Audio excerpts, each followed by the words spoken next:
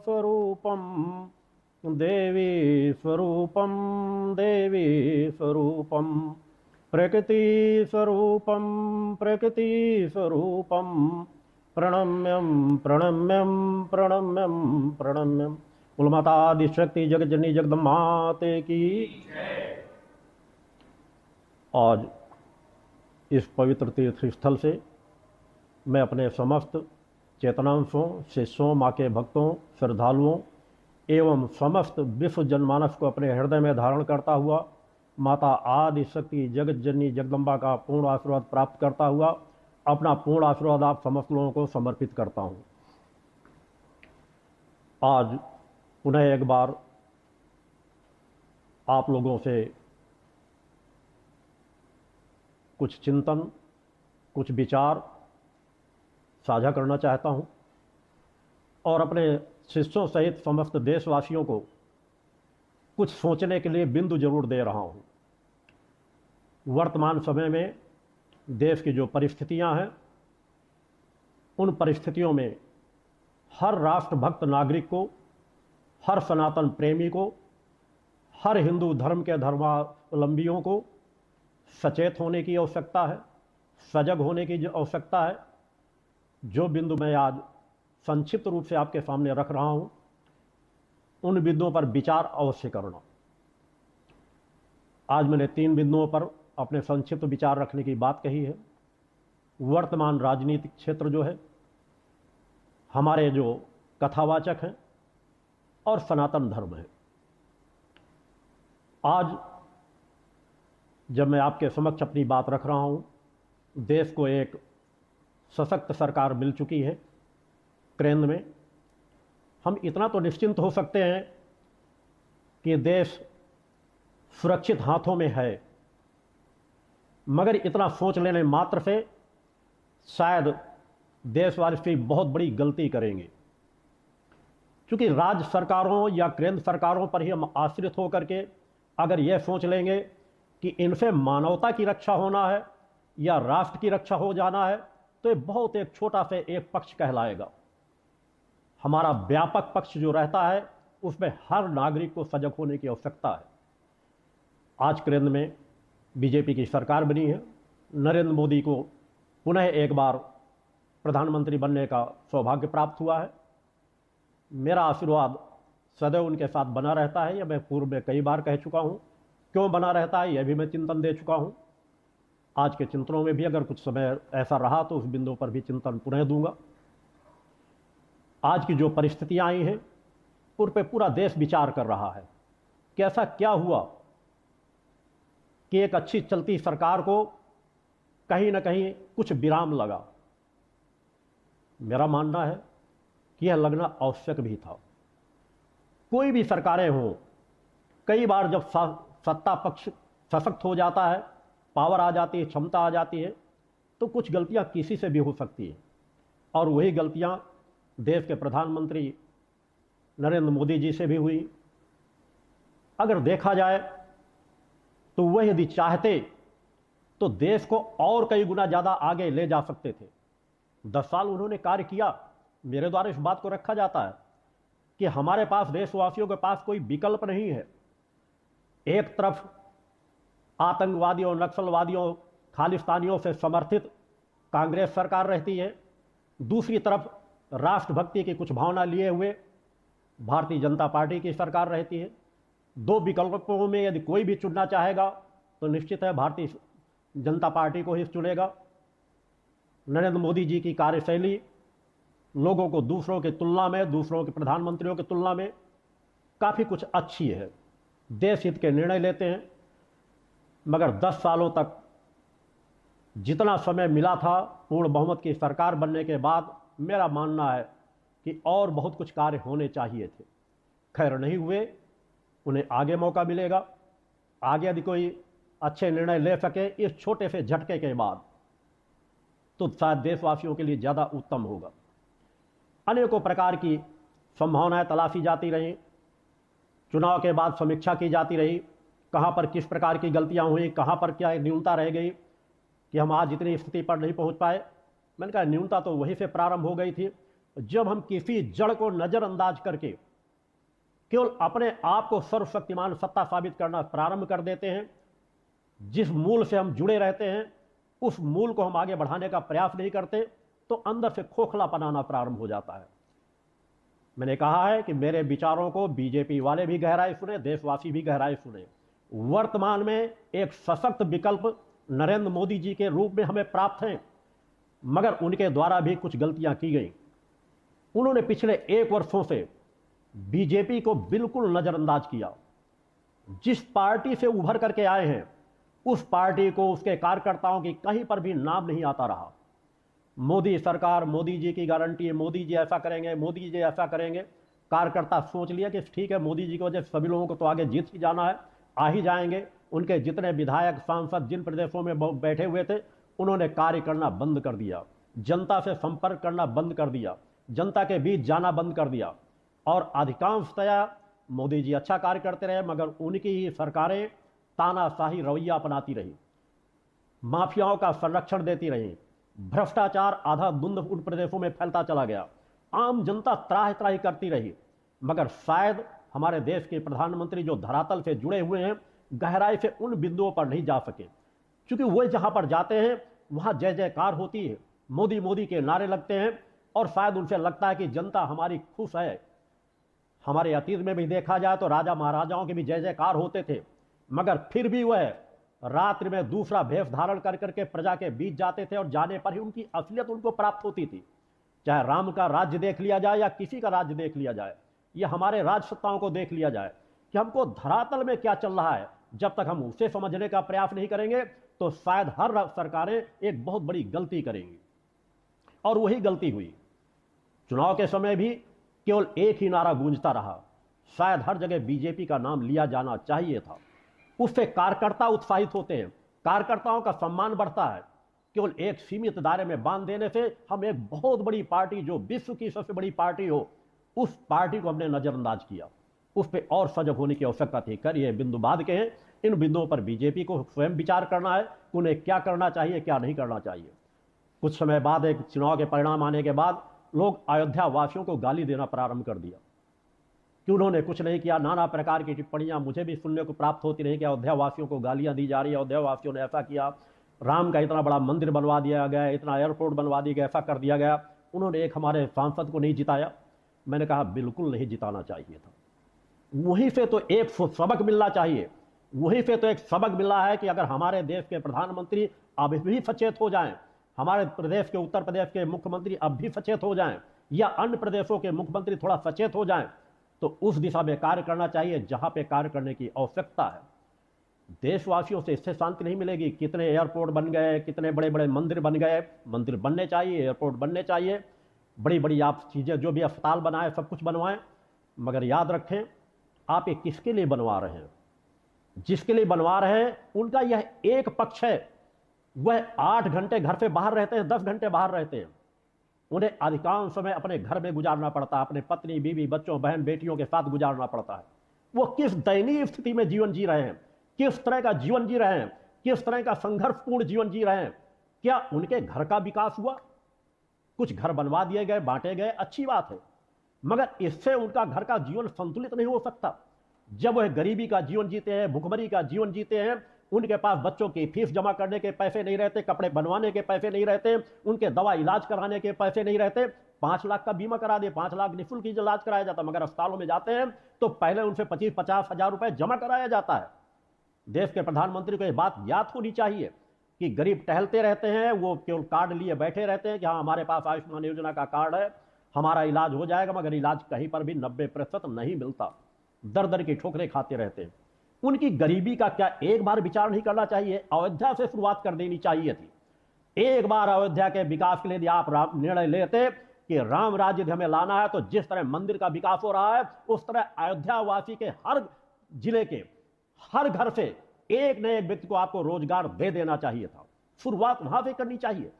जिस तरह आप स्मार्ट सिटी बनवा रहे हैं, सब कुछ कर रहे हैं, एक जिले को तो आप ले लेते कि वहां पर प्रभु श्री राम की स्थापना हुई है, तो अयोध्या वासी जो इतने हजारों हजारों वर्षों से संघर्ष झेलते चले आए, कष्ट झेलते चले आए, तो हम एक बार तो निर्णय ले लें कि अयोध्या में एक भी ऐसा परिवार नहीं होगा कम से कम सनातन धर्मी जिसके घर का एक व्यक्ति रोजगार न प्राप्त कर सके, मैं बार बार कह रहा हूं कि सनातन धर्मी शब्द संबोधन कर रहा हूं, हो सकता है मेरे विचार एक पक्षी लगे, मगर क्या आप उम्मीद करते हैं कि इस्लाम धर्म से जुड़ा हुआ कोई व्यक्ति राष्ट्रभक्ति की बात करेगा, देशभक्ति की बात करेगा, या वह नरेंद्र मोदी जैसे प्रधानमंत्री को वोट अपना दे देगा?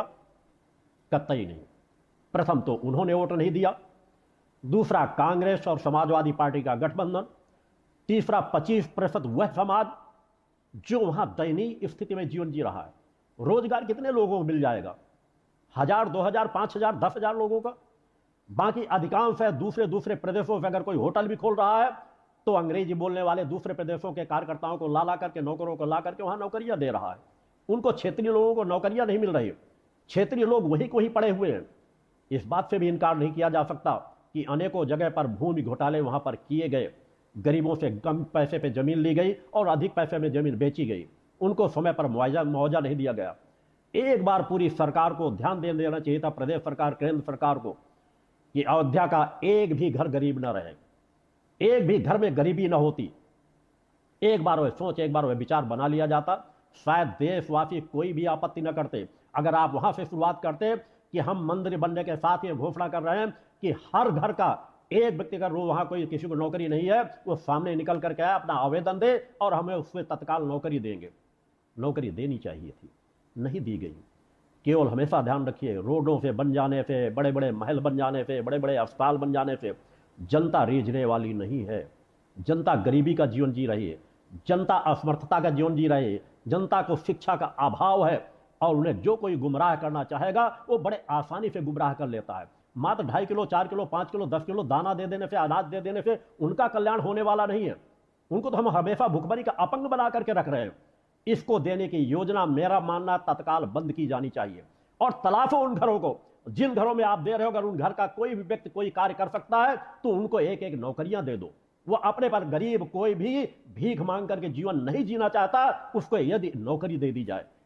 हम 10 साल का शासनकाल प्राप्त हो और हम गरीबी मिटाने के नाम पे आज भी उन्हें अन्न बांट रहे हो। हम उन्हें बांट सकते हैं नौकरियां, बांट सकते हैं उन्हें व्यवसाय, कुछ शायद ज्यादा खर्च करके, सरकार कुछ ज्यादा मदद करके, तो शायद वह सामर्थ्य के साथ आगे बढ़ रहे होते। हम कर सकते हैं देश को नशा मुक्त। यदि हम नशा मुक्त कर दें तो आज वो जो गरीब परिवार है, उन गरीब परिवारों में जो थोड़ा बहुत मिलता है वो भी नशे में गंवा देते हैं। शायद इन बिंदुओं पर गहरे से विचार नहीं किया गया, जो विचार करने के बिंदु हैं। देश में अच्छी सरकार चलाई गई, इस बात से इनकार नहीं किया जा सकता।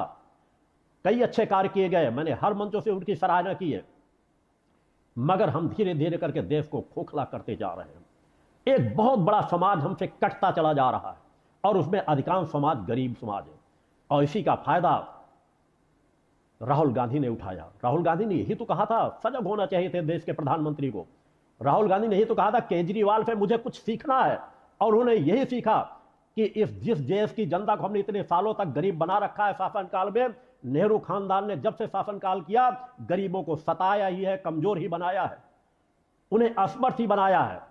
और केजरीवाल से एक बात उन्होंने सीख ली कि उन गरीबों के भावनाओं को बड़े आराम से खरीदा जा सकता है। क्या करें, वो मजबूर हैं। उनकी वित्त की जो परेशानियां हैं, अगर खटाखट उनको 1 लाख रुपए मिलना शुरू हो जाएगा तो ऐसी घोषणा करने के बाद कौन वोट किस आपको बीजेपी को देगा? आप चाहे जितना अच्छा कार्य कर रहे हो, आप एक तरफ अच्छा कार्य रख दें, एक तरफ 1 लाख रुपए देने की बात कर लें। गरीब व्यक्ति जो अनपढ़ है, जिन्हें शिक्षा नहीं दी गई, जिन्हें वेदों शास्त्रों का ज्ञान नहीं, जिन्हें राष्ट्रभक्ति का पाठ नहीं पढ़ाया गया, जिनको नजदीकता नहीं दी गई, जिनको अछूत माना गया, जिनको दूर रखा गया, मेरा मानना है अगर वो 1 लाख रुपए को चयन करते हैं तो वो दोषी नहीं है। उनको इस दयनीय स्थिति में हमने ला करके रख दिया है। जो हमारे देश के सशक्त स्तंभ थे, सशक्त उन्हीं ने, चाहे आजादी की लड़ाई हो, गरीबों, असमर्थ, असहायों ने इस देश को आगे बढ़ाया है, मजदूरी करके, सेवा करके, सफाई करके, सभी क्षेत्रों में कार्य करके। मगर आज तक हमने उन गरीबों को क्या दिया? हमने उन पिछड़ी जातियों को क्या दिया? केवल थोड़ा सा आरक्षण। इस आरक्षण से भी उनका कल्याण होने वाला नहीं है। एक सशक्त योजना आनी चाहिए, किसी जाति धर्म से ऊपर उठ करके, कि समाज का किस तरह गरीबी से ऊपर उठाया जा सकता है, उस दिशा में कार्य करने की आवश्यकता थी। और खटाखट जिस तरह की उन्होंने योजना चलाई, मेरा मानना है, मैं देशवासियों से कहना चाहूंगा, जिन्होंने उनको वोट दिया, जो भी उनके क्या है, अब समय आ गया है चटाचट करने की। जो आपके घर में आया हो अब उनके गालों में चटा चट लगाइए, तभी वो सुधरेंगे। देशवासियों को खरीदना चाहते हैं, इस देश को लूटना चाहते हैं, पैसे के बल पर चाहते हैं हम वोट खरीद करके और देश पर शासन कर लें। राहुल गांधी अभी ऐसा सोचना भी मत। अभी बहुत पापड़ बेलने पड़ सकते हैं, पापड़ बेलते बेलते हो सकता है जिंदगी गंवा लो।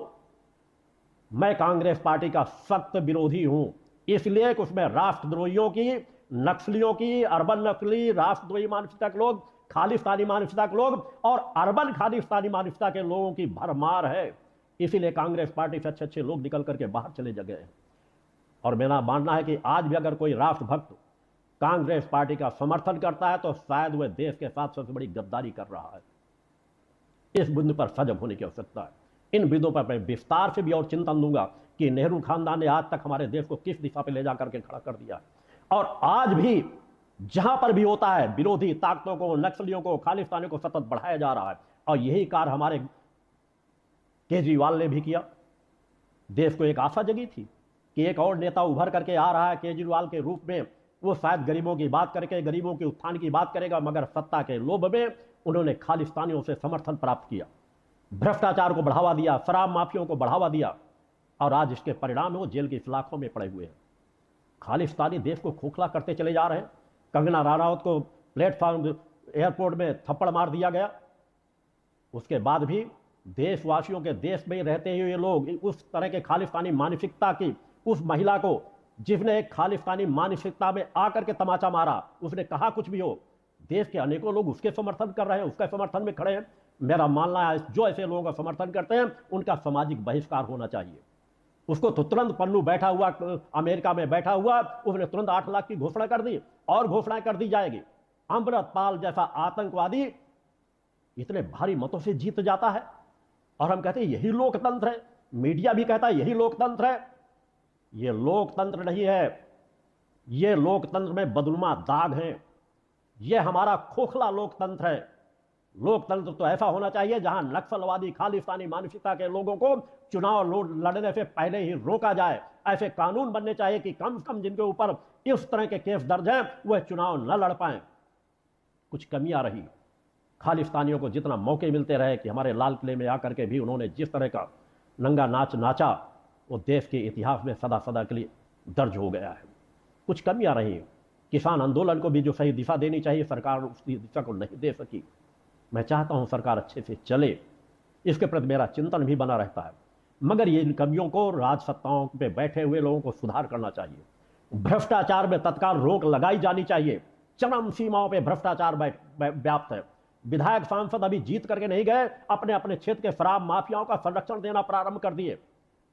क्योंकि मेरा भक्ति मानव कल्याण संगठन जन जन से जुड़ा हुआ है, नींव से जुड़ा हुआ है, गहराई से जुड़ा हुआ है। हर गांव गली की खबर मेरे पास तक रहती है, अपने ध्यान चिंतन के माध्यम से, उन कार्यकर्ताओं के माध्यम से भी, कि देश में कहां क्या हो रहा है।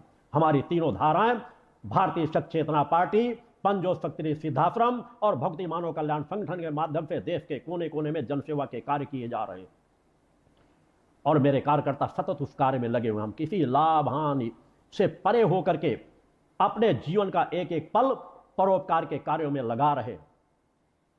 आज दूसरा पक्ष है, राजसत्ताएं जिन कथावाचकों की जय जयकार करती है, मैं सनातन और कथावाचकों के बीच का संक्षिप्त सा चिंतन आज देना चाहूंगा समय पाने पर, इन पर विस्तार से। और पिछले 25 सालों से मैं इन बिंदुओं पर आवाज उठा रहा हूं, मगर आज भी वो सजग नहीं हो रहे।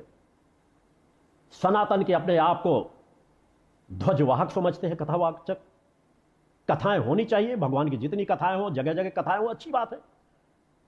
10% ही ऐसे कथावाचक होंगे जो सार गर्भित चिंतन देते हैं। बाकी 90% कथावाचक सनातन धर्म पर कलंक हैं, अधर्मी हैं, अन्यायी हैं, लोभी हैं, लंपट हैं, दुराचारी हैं। धार्मिक संस्थानों में जिस समय धार्मिक कथाएं चल रही हो प्रभु की, इतिहास को याद करके देखो, हमारे उच्च कोट के ऋषि मुनि इन कथाओं के वक्ता थे।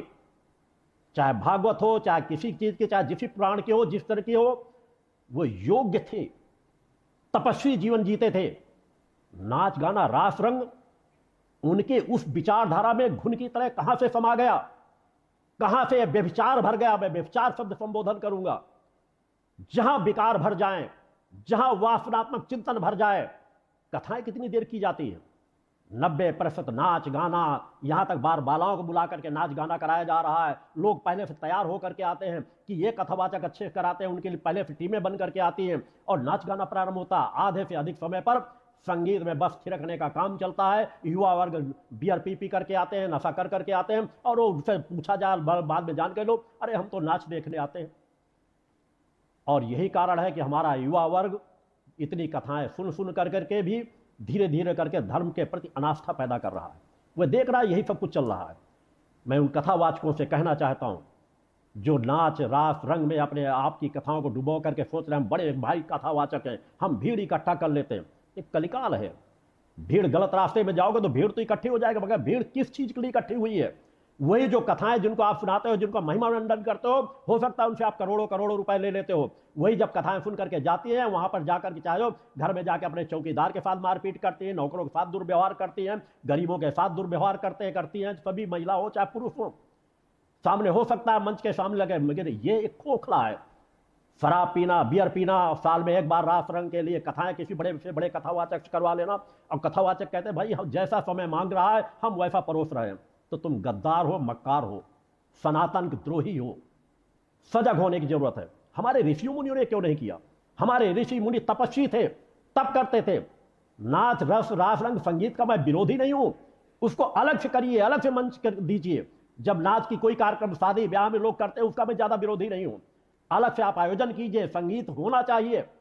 मगर मेरा मानना है धार्मिक कथाओं में जहां आप देवी देवताओं के बारे में बता रहे हैं, धर्म पुरुषों के बारे में बता रहे हैं, तो उनके जीवन का मात्र 10% चिंतन, 10% विचारधारा को इस तरह ग्लास रंग से डुबो दो कि जैसे लगता है वो जीवन उनका वैसा ही था। तो युवा भी वही करते हैं कि जब भगवान कृष्ण ऐसा करते थे तो हम भी कर रहे हैं, क्या गलत कर रहे हैं? अरे भगवान कृष्ण के पूरे जीवन की यात्रा को यदि समाज को 50% दे दोगे तो समाज जो नास्तिकता के गर्त में जा चुका है वो उससे ऊपर उठ करके तपस्वी बनता, वीर बनता, साहसी बनता, परोपकारी बनता, त्यागी बनता, सत्य धर्म के का रक्षक बनता। मगर वह आप लोग कुछ नहीं कर पा रहे हो। आप लोग कायर हो, नपुंसक हो, डरपोक हो। आप बीजेपी के साथ भी जुड़े रहते हो, कांग्रेस के साथ जुड़ते रहो, जिस प्रदेश में जिसकी सत्ता आने वाली होती है दुम हिलाते वहीं पर जाकर के खड़े हो जाते हो और कहते हो तो हम तो सब साधु तो सबका होता है, संत तो सबका होता है, और उनकी चाटुकारिता करते रहते हो। अगर कोई राष्ट्र के प्रति एक विचारधारा का जीवन नहीं जीता, मैं किसी एक पार्टी की गुलामी की बात नहीं कर रहा हूं, दर्जनों पार्टियां हो सकती जो देश के लिए अच्छा कार्य कर रही हो। नींव डालने की जरूरत है आज पुनः एक बार सशक्त रूप से। बीजेपी से भी ज्यादा अपेक्षाएं नहीं की जा सकती, क्योंकि बीजेपी ने भी भ्रष्टाचार को चरम सीमाओं में बढ़ावा दिया है। मैं चरम सीमाओं की बात कर रहा हूं। हर प्रदेश सरकारें भ्रष्टाचार में लिप्त हैं। सजग होने की जरूरत है। और तीसरा मौका मोदी जी को मिला है, मौके इस तरह के बार बार मौके नहीं मिलते। हो सके तो अपनी प्रदेश सरकारों को निर्देशित करें कि भ्रष्टाचार माफियाओं का संरक्षण देना बंद करें, शायद देश खुशहाल होना प्रारंभ हो जाएगा। न्याय व्यवस्था में आप क्या कर पा रहे हैं? लोगों को 20-20 साल तक न्याय न मिले, किसी को अगर न्याय नहीं मिलेगा तो अपराध बढ़ेंगे ही। जहां न्याय की व्यवस्था इतनी होनी चाहिए कि हर कोई भी केस प्रकरण हो उसको 6 महीने के अंदर अंदर न्याय मिल जाना चाहिए। वो 6-6 पीढ़ियां चक्कर काट रहे हैं न्यायालयों के, लोग मर जाते हैं, उनके फैसले नहीं हो पाते हैं। आज आप किस दिशा में रोजगार को बढ़ावा दे रहे हैं? किसी क्षेत्र में न करते। शासन की मूल कड़ी होती है न्याय व्यवस्था। न्याय व्यवस्था में न्यायपालिका का एक भी पद रिक्त नहीं होना चाहिए था, बल्कि उसमें यदि आप प्लस करते तो शायद आप बहुत अच्छा कार्य करते। यही जो कार्य नहीं कर पा रहे, इसी से धीरे धीरे करके वह जनमत आपसे कटता चला जा रहा है।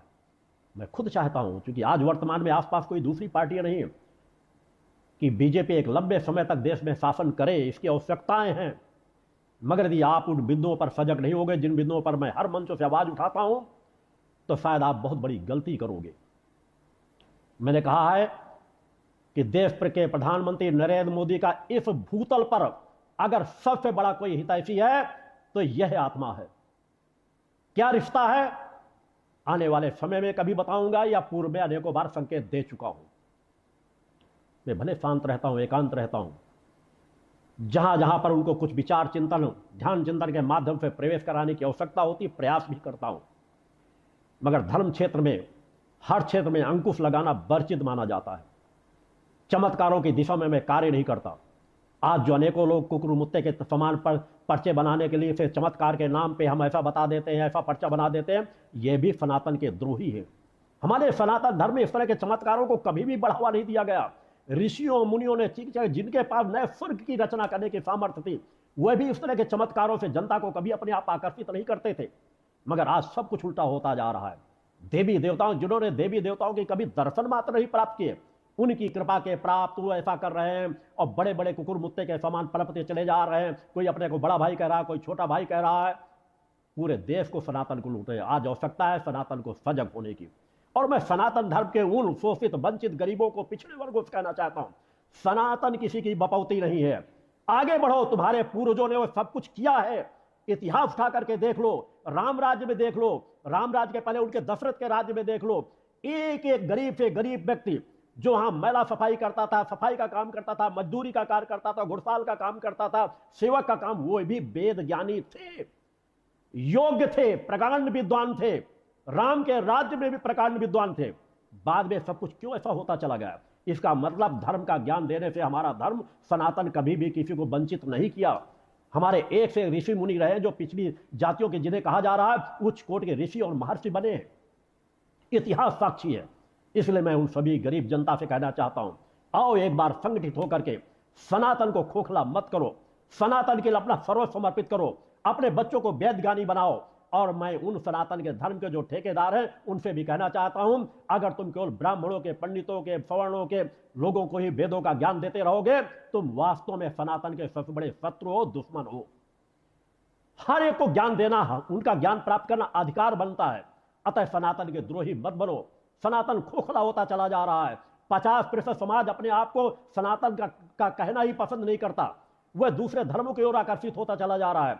और आज पूरे विश्व की जितनी भी ऐसी ताकतें हैं जो भारत को कमजोर करना चाहती हैं, वो आज घर घर जा करके संपर्क करके किसी को इस्लाम धर्म की तरफ बढ़वा रहे हैं, किसी को ईसाई धर्म की बढ़ा रहे हैं। और दुर्भाग्य तो है, जिस बौद्ध धर्म को हम अपना मानते हैं, हिंदू धर्म का ही एक अंग है, आज बौद्ध धर्म के लोग हिंदू देवी देवताओं का अनादर करवा रहे हैं।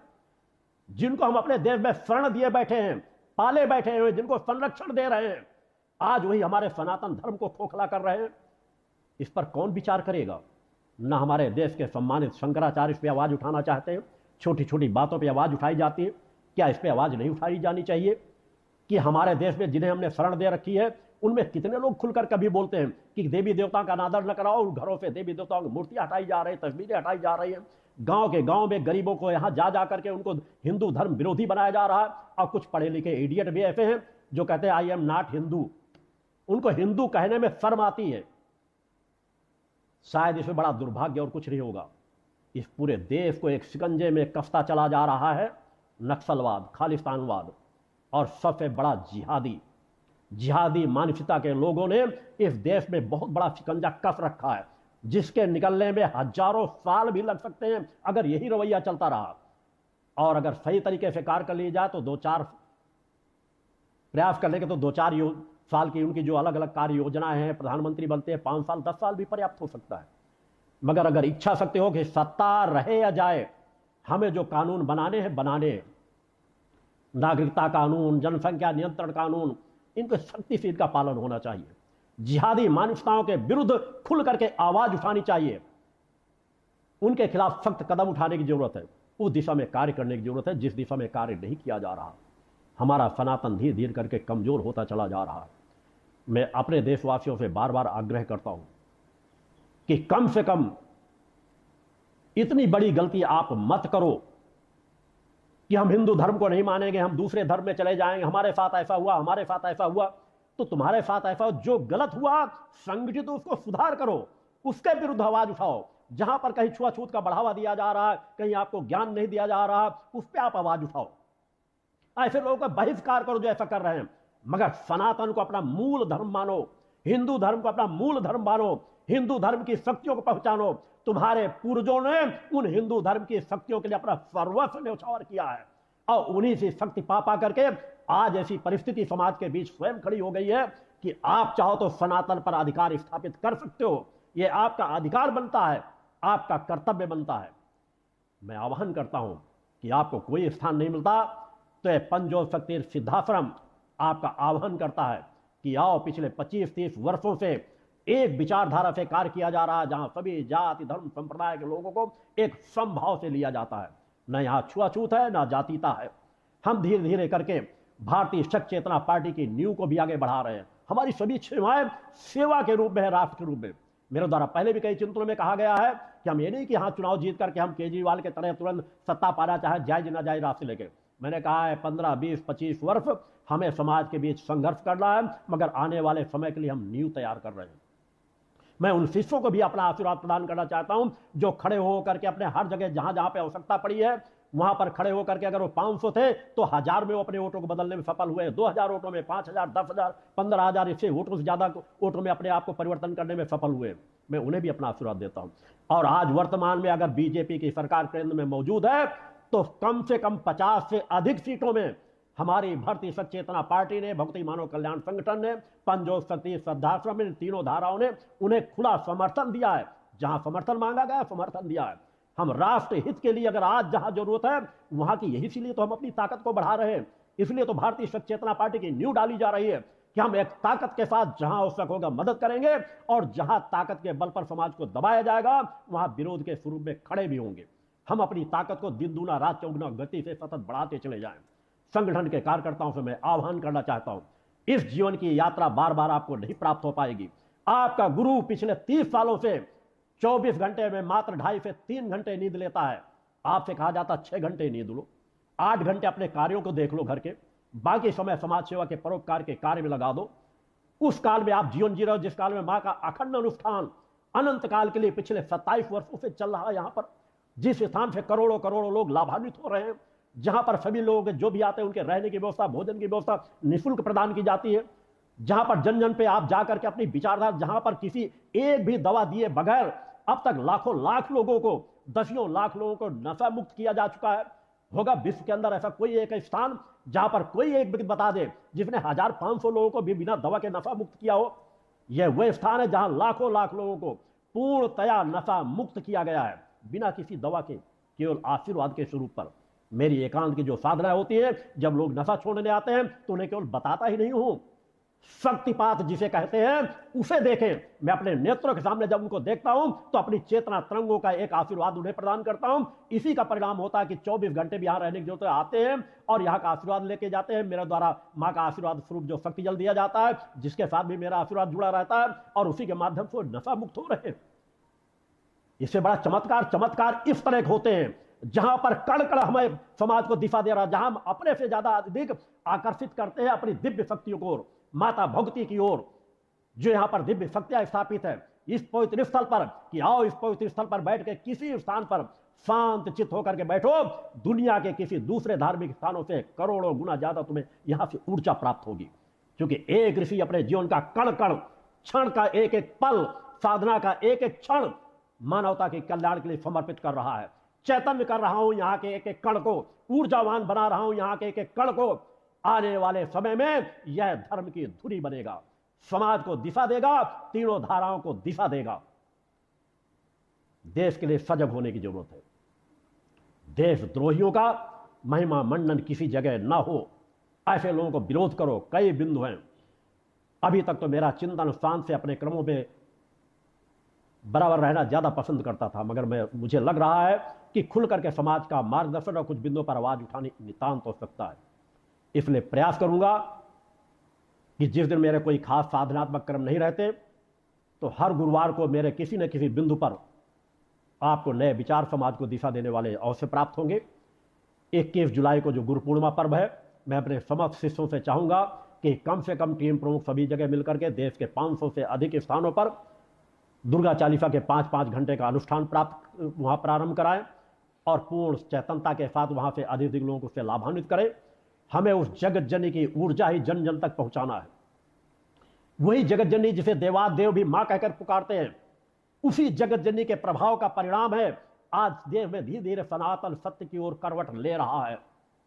अनेकों देवस्थान जो हजारों हजारों साल से जहां का अस्तित्व समाप्त हो गया था, वहां फिर वह चेतनता से अपना स्थान प्राप्त कर रहे हैं।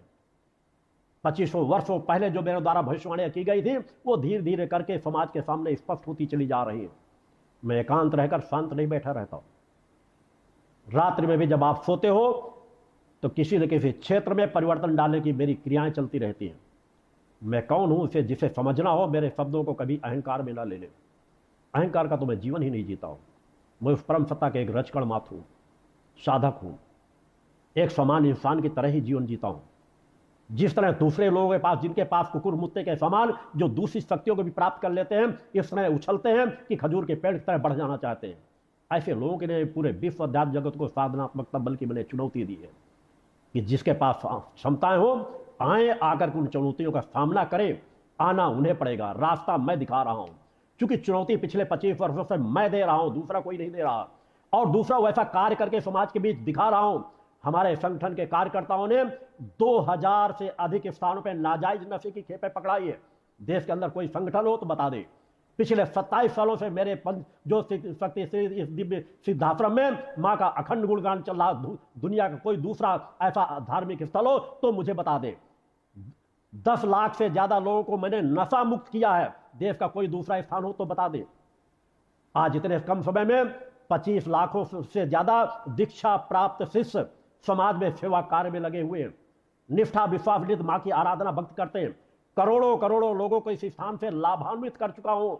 अब तक करोड़ों लोगों से व्यक्तिगत मिल चुका हूं, बिना किसी तरह का 1 रुपए का भी पैसा लिए, सहयोग लिए उनसे। मेरे लिए गरीब अमीर सभी होते हैं। मेरी जो विचारधारा है उस विचारधारा में समाज का हित और कल्याण छिपा हुआ है। समाज यदि गलत दिशा में जाएगा तो उसे सही दिशा में लाना आवश्यक है। कथावाचक मेरे लिए गालियां दे सकते हैं, अपशब्द कह सकते हैं। मैंने कहा है कि उससे मेरे जीवन में कभी कोई फर्क नहीं पड़ने वाला। मैं सिर्फ उस परम सत्ता की ओर देखता हूं, अपने कर्तव्य की ओर देखता हूं, और उस परम सत्ता और मेरे बीच जो रिश्ता जुड़ा हो उसमें कोई कमी ना आने पाए, केवल उस पर ध्यान रखता हूं। उस परम सत्ता का निर्देशन ही मेरे लिए पत्थर की लकीर होती है। और हम अपने शिष्यों से भी चाहता हूं कि यहाँ का निर्देशन अपने जीवन में पत्थर की लकीर मान करके चलोगे तभी हम समाज का हित कर सकेंगे। छोटी छोटी संस्थाएं आप दिशा भ्रमित समाज कर रही हो। मैं इन छोड़ों पर संक्षिप्त रूप से उस विषय पर और आगे जैसे आवश्यकता हो कहूंगा। आर्य समाज के द्वारा भी समाज को वर्तमान में दिशा भ्रमित किया जा रहा है, जो सनातन का ही एक अंग है। आर्य समाज द्वारा भी देवी देवताओं के मंदिरों को विरोध किया जा रहा है। और भी अपनी संस्था चलाने के लिए आर्य समाज के लिए दयानंद सरस्वती का सभी सम्मान करते हैं, मगर दयानंद सरस्वती से हजारों गुना ज्यादा सामर्थ्य रखने वाले हमारे ऋषि मुनि हुए हैं। उन्होंने देवी देवताओं का कभी अपमान नहीं किया, मंदिरों की स्थापना की है, मूर्तियों की स्थापना की है, सनातन धर्म को एक दिशा दी है। उनसे ज्यादा बड़े तपस्वी रहे, उनसे बड़े ज्ञानी रहे। वेद आज की देन नहीं है, वेदों का सम्मान सभी करते हैं। आत्मज्ञान में सभी वेद समाहित रहते हैं। मैं उन्हें भी चुनौती देता हूं कि आओ, तुम्हारी संस्था से कुछ बातें ऐसी उठी हैं। नवरात्र का जो यहां पर अक्टूबर की नवरात्र में नवरात्र का शारदीय नवरात्र का जो शिविर होगा, उस नवरात्र के शिविर में आह्वान करता हूं कि तुम्हें यदि मिलना है तो मिलकर के अपनी जिज्ञासाओं को शांत कर सकते हो, मगर समाज को दिशा भ्रमित मत करो। इस तरह की दिशा भ्रमित करने से सनातन कमजोर हो रहा है। हमें सनातन की रक्षा, मानवता के हित के लिए, विश्व के कल्याण के लिए नितांत आवश्यकता है। अतः इन बिंदुओं पर विचार करें। देश के प्रधानमंत्री के साथ मेरा आशीर्वाद जुड़ा हुआ है। मैं चाहूंगा यह 5 साल का कार्यकाल नशा मुक्त देश बनाने के लिए, भ्रष्टाचार मुक्त देश बनाने के लिए, माफियाओं को पर सिंगंजा कसने के लिए और न्याय समाज को समय पर मिले उसके लिए पूरा देने का प्रयास करें। जनसंख्या नियंत्रण कानून बनाएं और जो जिहादी करोड़ों करोड़ों की तादाद में देश में आकर के छिप करके बैठ गए हैं, उनकी तलाश करके देश से बाहर करें। और इन्हीं शब्दों के साथ मैं अपने समस्त शिष्यों, माँ के भक्तों को, देशवासियों को अपना पूर्ण आशीर्वाद प्रदान करता हूँ। बोल जगदम्बा माते की